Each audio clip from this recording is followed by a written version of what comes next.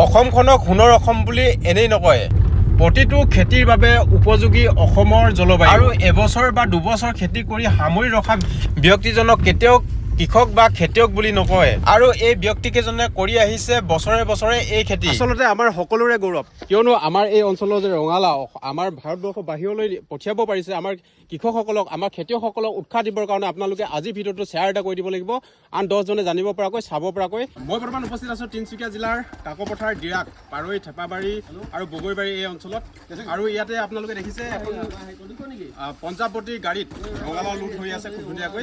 আৰু এই গাড়ীখন পঠাইছে এইকেইজন ককাইদেৱে। এই গাড়ীখন ক'ত যাব দাদা? নেপাল যাব। এই গাড়ীখন নেপাল যাব।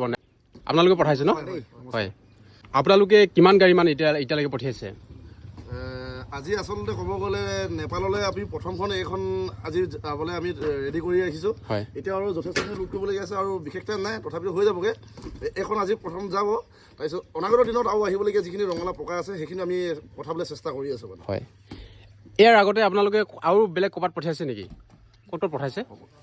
এনে নগাঁও, যোৰহাট, গোলাঘাট, কলকাতা এইবিলাক পঠিয়াই থকা হৈছে আগতে। হয়। খালী এখন ভাৰতৰ বাহিৰলৈ এখন প্ৰথমখন যাব আমাৰ। মানে আচলতে ভাৰতবৰ্ষৰ আমি বিভিন্ন ঠাইলৈ পঠাই আছোঁ। যিহেতু আপোনাৰ কলিকতা গৈ আছে, উৰিষ্যা গৈছে, আপোনাৰ মহাৰাষ্ট্ৰ গৈ আছে, ইউ পি গৈ আছে, দিল্লী গৈ আছে, সেনেকুৱাকৈ যথেষ্টখিনি প্ৰায় গৈয়ে থাকে।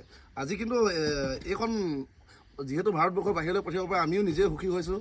আৰু ৰাইজকো আমি ধৰক খেতিয়কবিলাকো আমি এইটোৱে মেছেজ দিব বিচাৰিছোঁ, আপোনালোকে খেতি কৰক, যদি ভালকৈ প্ৰডাকশ্যন হয় আপোনালোকৰ বাহিৰলৈ আমি যিমানেই পাৰোঁ চেষ্টা কৰিম দিবলৈ। সঁচা অৰ্থত আমাৰ এইকেইজন যুৱকে কৃষি কৰ্ম কৰি অসমীয়াগিৰি কৰি দেখুৱাইছে।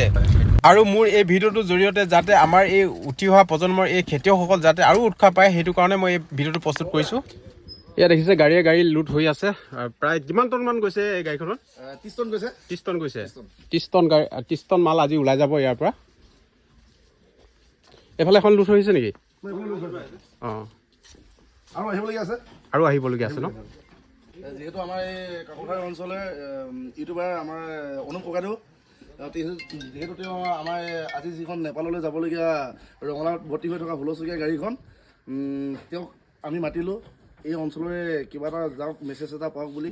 তাৰপিছত সেইটো কাৰণে তেওঁকো আমি গামোচা এখন পিন্ধাবলৈ আমাৰ ইয়াৰে কৃষক তথা ব্যৱসায়ী ধৰ্মেন্দ্ৰ বৰুৱা ককাইদেউক এওঁক গামোচা পিন্ধাবলৈ অনুৰোধ জনালোঁ।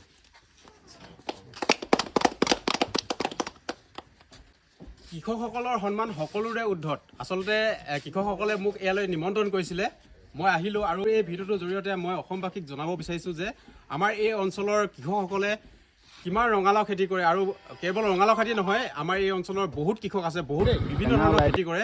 আৰু আমাৰ যে আটাইতকৈ ভাল লগা কথাটো হৈছে কি, আমাৰ এই অসমৰ তথা এই কাকপথাৰ, ডিৰাগ এই অঞ্চলৰ খেতিয়কসকলৰ ৰঙালাও খেতি ভাৰতবৰ্ষৰ বাহিৰলৈ গৈছে, নেপাল, কাঠমাণ্ডু গৈছে।